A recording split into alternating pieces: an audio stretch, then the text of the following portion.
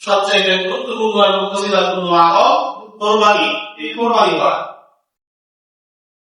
মানুষের দেখানোর জন্য, মানুষের সাথে লড়াই করার জন্য যে তোমার চাইতে আমার পশুর দাম বেশি, তোমার চাইতে আমার পশুটা বেশি বেশি, তোমার পশু চাইতে আমার পশু দেখতে সুন্দর। এই এলাকার মধ্যে, এই পাড়ার মধ্যে, এই মহল্লার মধ্যে আমি সবচাইতে বেশি পশু কোরবানি করতেছি এই জন্য না, এই জন্য একমাত্র আল্লাহ তাআলা সন্তুষ্টির জন্য। আল্লাহ তাআলা কত মেহেরবান। ইতিপূর্বে যে সমস্ত কোরবানি আল্লাহ তাআলার জন্য পশুকে উৎসর্গ করা হলো, সেগুলো আল্লাহ তাআলার পক্ষ থেকে আগুন দিয়ে এগুলোকে ভস্মীভূত করে পুড়িয়ে ছাই করে দিয়ে চলে যেত। আর যদি কোনো আগুন এসে তারা এই কোরবানির পশুকে পুড়িয়ে নষ্ট করে দিত, তাহলে বোঝা যেত যে তার কোরবানি আল্লাহ তাআলা কবুল করেছে। আর আমাদের ক্ষেত্রে আল্লাহ তাআলা এমনটা করেন নাই। আমাদের দিনের কাছে সবাই আল্লাহ তাআলার জন্য যে পশু আমরা উৎসর্গ করতেছি, এটা আল্লাহ তাআলা আমাদেরকেই খাওয়ার জন্য দিয়ে দিয়েছেন। সুবহানাল্লাহ। এটা দিয়ে আমাদেরকেই আল্লাহ তাআলা মেহমানদারি করেছেন।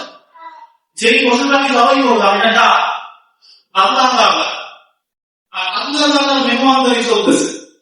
আল্লাহ তাআলা আমি যে কোরবানির পশু 2 লাখ টাকা 3 লাখ টাকা দিয়ে গরু কিনে আমি জবাই করতেছি 10 লাখ টাকা দিয়ে, তো এটা কি আমাদের মালিককে আমি আসি? এটা কার? আল্লাহ তাআলা। আমি খাইতেছি কি আমার খাইতেছি? কার খাইতেছি? আল্লাহ তাআলা খাইতেছি। আমি কাউকে দিতেছি, কার দিতেছি? আমার দিতেছি, আল্লাহ তাআলা দিতেছি, সব আল্লাহ তাআলা। আমি একজন কাসিম বন্টনকারী, ইন্নামা আনা কাসিমুন ওয়াল্লাহু ইউতি, দেওয়ার মালিক তো আল্লাহ তাআলা, আমি তো কেবল বন্টনকারী। এগুলো আল্লাহ তাআলার জন্য উৎসর্গ করে দিয়েছি, এর প্রতিদান তো আল্লাহ তাআলা আমাকে দিবেন। কিন্তু আল্লাহ তাআলা কত দয়াবান।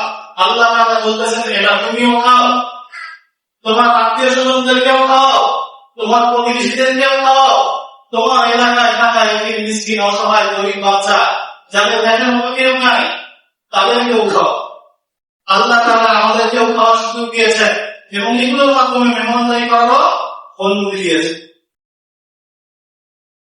তো এর ফজিলত কি?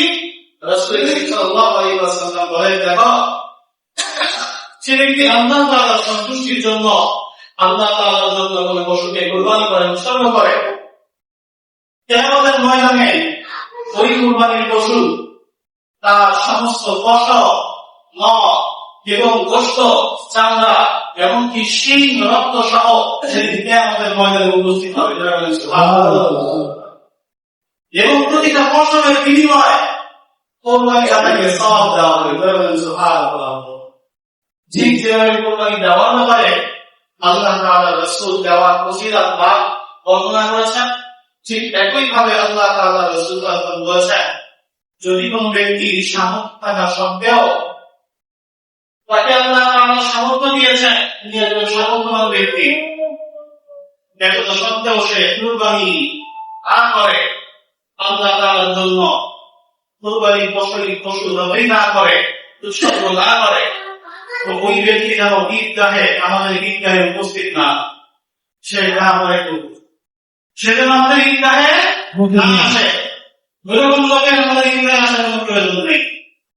যাকে আল্লাহ তাআলা কুরবানি করার সামর্থ্য দিয়েছেন অথচ সে কুরবানি করে না, ওইরকম ব্যক্তির আমাদের ঈদগাহে আসার কোনো প্রয়োজন নেই। এটা কে বলতেছে? আমি বলতেছি আল্লাহ তাআলা। রাসূল সাল্লাল্লাহু আলাইহি ওয়াসাল্লাম কত বড় ধমক, যিনি রহমতুল আলামিন, তার মুখ থেকে এমন কথা আসা, এটা কত বড় ভয়াবহ বিষয়। সেজন্য তারা না দিয়ে আমরা এই কোরবানির ফজিলতপূর্ণ আমল থেকে কেউ বঞ্চিত হব না। আল্লাহ তাআলা যাদেরকে সামর্থ্য দিয়েছেন আমরা সকলেই কোরবানি দেওয়ার চেষ্টা করবো, ইনশাআল্লাহ। আল্লাহ সকলকে তৌফিক দান করেন।